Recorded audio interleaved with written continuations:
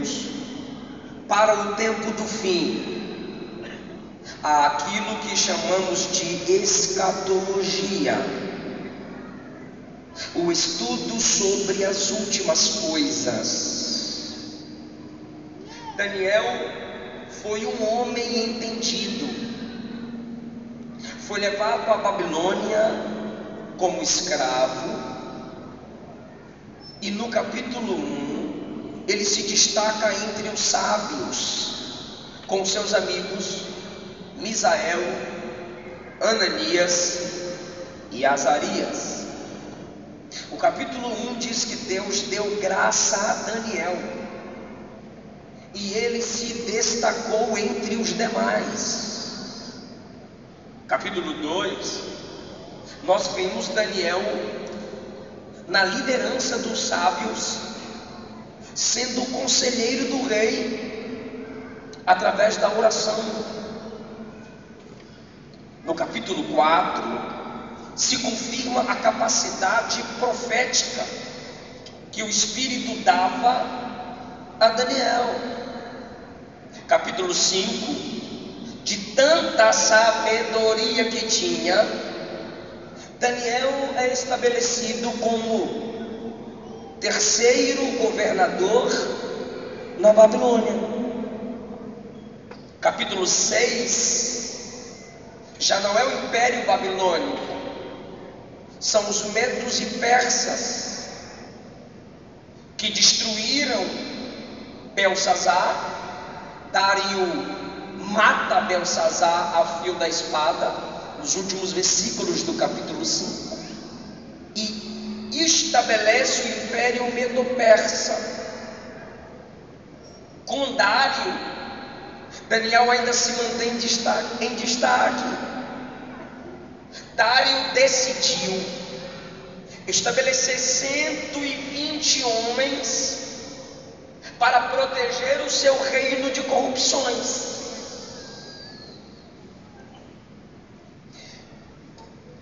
Após o estabelecimento de 120 homens, Dário decide selecionar 3 para liderar os homens protetores do rei. E sabe quem fazia parte do grupo de 3 destacados em todo o Império Medo-Persa? Daniel. De tanta sabedoria que Daniel tinha, o rei agora, depois que seleciona 120, e sobre os 120 seleciona 3 homens, e entre os 3 está Daniel. Daniel é tão sábio que, ao olhar para os 3, o rei disse: tem um entre os 3 que é mais top que todos, que é mais sábio que todos. Quem era ele? Daniel. 120 homens, acima dos 120, 3, e acima dos, e entre os 3 tem um que se destaca. Qual é o nome dele? Só que o rei pensava colocar Daniel como líder de 2, para que os 2 liderassem 120. Aí os camaradas não suportaram, foram procurar ocasião contra Daniel, foram procurar corrupção em Daniel, não acharam, criaram uma lei para acabar com a vida do sábio Daniel. Daniel já está com mais de 80 no capítulo 6. Dário, ao saber que ele seria lançado na cova por causa da lei que Dário havia assinado, Dário perde o sono. As pessoas tinham o costume de tocar em algum tipo de música para facilitar o sono do rei. Dário não quis música, não quis terapia musical e não comeu nada, perdeu a paz. Por quê? Porque não consultou Daniel, o homem de sua confiança, o sábio, o destacado entre os maiores. Se ele consultasse Daniel, eu vou virar Deus aqui, 30 dias eu vou ser Deus. Todo mundo vai adorar eu, Daniel. Olha que coisa, eu vou ser Deus. Aí Daniel diria: olha, Nabuco passou por aí, se deu mal. Belsazar se achou, se deu. E eu avisei para os dois. E eu também vou avisar para ti, rei. Não entra nessa, não. Ah, se ele consultasse o sábio Daniel. Segunda coisa que ele saberia que aquela lei foi criada para prejudicar Daniel. Daniel diria: rei, a intenção dessa lei não é te levantar, é me derrubar. O rei ia dizer: como é que é? É, rei. Mas ele não consultou o sábio Daniel.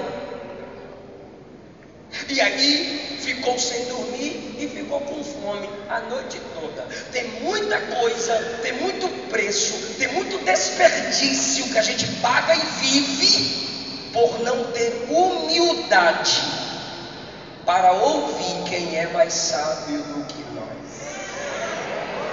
Porque ouvir outro é questão de humildade.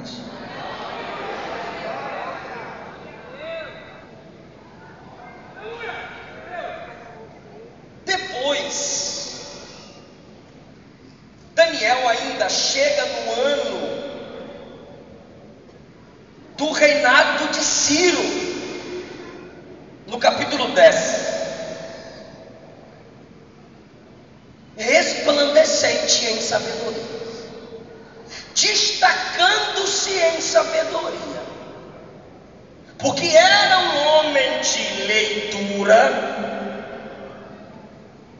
e era um homem de oração. No capítulo 1 disseram assim: vocês vieram cativos de Judá para cá, nós temos faculdade, universidade, para que vocês conheçam a cultura da Babilônia. Aí Daniel diz: estudar, estou dentro. Nós temos outra coisa para vocês. Quem se destaca vai comer da mesma comida que o rei come. Daniel disse: estou fora.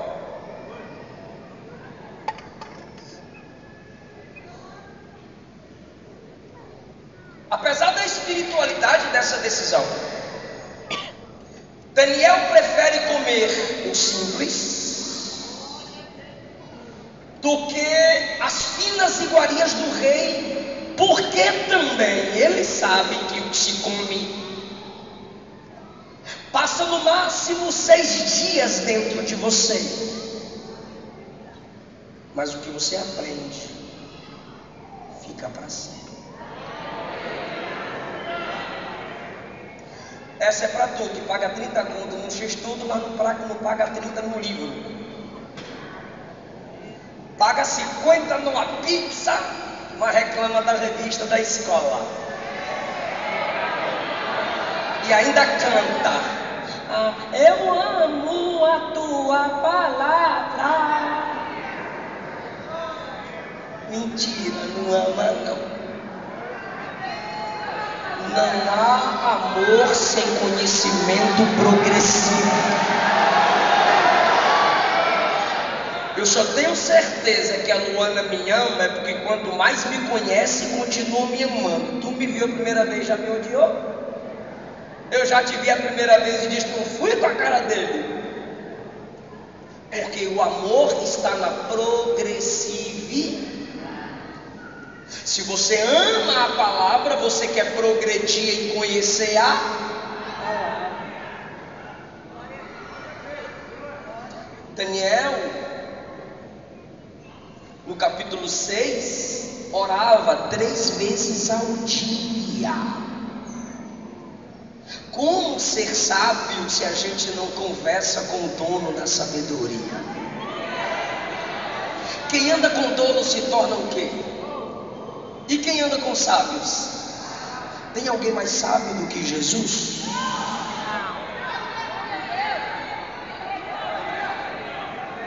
Aí você diz assim: mas eu não oro porque eu não tenho tempo. Então bora para Daniel de novo. Capítulo 1, Daniel é o mais sábio dos jovens. Capítulo 2 é conselheiro do rei. Capítulo 4, conselheiro do rei. Capítulo 5, terceiro governador na Babilônia. Capítulo 6, ele faz parte de um grupo de 3 que lidera 120 homens e tem tempo para orar 3 vezes ao dia. E tu não tem para orar nenhuma.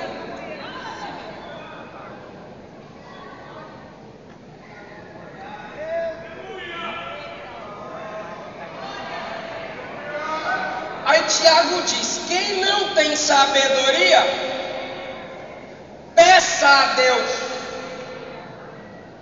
Ah, pastor, então peraí, eu não preciso comprar seus livros? Sai de tudo entre mim. O que é a sabedoria? Capacidade de praticar o que se entendeu. O que é o entendimento? Aquilo que você captou através do conhecimento. Conhecimento se paga. Provérbios 3. Se esforce para adquirir conhecimento. Com tudo que possui, adquira conhecimento. Então tem irmãos que nunca estudaram numa sala de aula nem numa faculdade, mas o estilo de vida é inspirador. Sabedoria, porque a sabedoria está ligada à sua vida. É a prática do entendimento que é o resultado do conhecimento que você valoriza. Daniel, no capítulo 9, eu estou muito feliz vendo a igreja aqui, ó. Eu estou vendo a igreja aqui numa escola. Eu não estou vendo pastores, eu não estou vendo líderes, eu estou vendo macho. Não pode falar fêmea não, que tem umas irmãs que ficam com raiva, as feministas. Homem, mulher, meninos e meninas, famílias estudando. Porque a igreja é constituída de famílias. Daniel, no capítulo 9, versículo 2, ele diz assim: eu, Daniel, entendi pelos livros, plural, porque tem gente que diz assim: eu só leio a Bíblia, não leio mais nada, só a Bíblia, não gosto de sabedoria de homem. Aí Daniel, inspirado pelo Espírito Santo, escreveu: eu entendi pelos livros.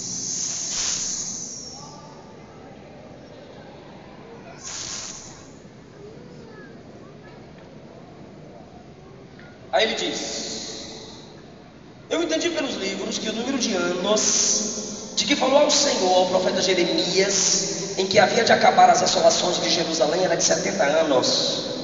Ele entendeu pelos livros. Vamos resumir isso aqui para a teologia. 3.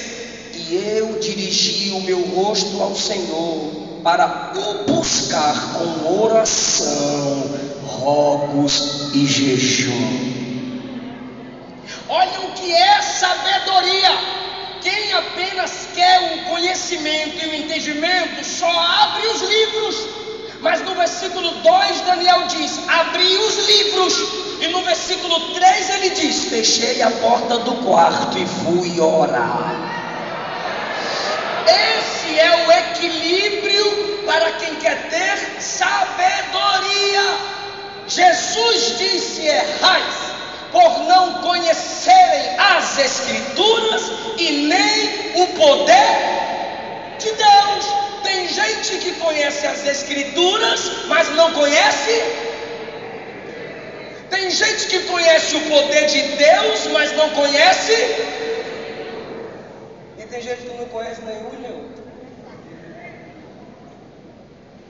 Atos capítulo 6, os apóstolos disseram: nós perseveraremos na oração e no ministério da palavra. Pedro escrevendo sobre a sabedoria de Paulo, eu acho isso top, hein, Pedro? Porque lá em Gálatas 2, Paulo exorta Pedro cara a cara: macho, não ficava de fofoquinha não, vem cá. Aí Pedro, quando elogia a sabedoria de Paulo, na sua segunda carta, capítulo 3, ele diz assim: os homens não entendem a sabedoria de Paulo e distorcem suas palavras para sua própria perdição. Aí depois ele diz assim, aconselha a nós e diz assim: cresçam, para vocês não distorcerem, não se perderem como esses homens que distorcem as palavras de Paulo.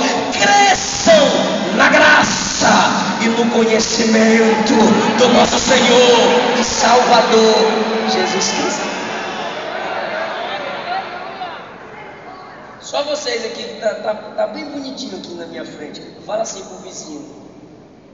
Fala pro vizinho: abre a Bíblia, abre os livros e fecha a porta. Aleluia! É só desse jeito que o céu se abre. Para quê que eu vou ficar lendo um livro de teólogo? Eu acho que é porque eles sabem o que tu não sabe.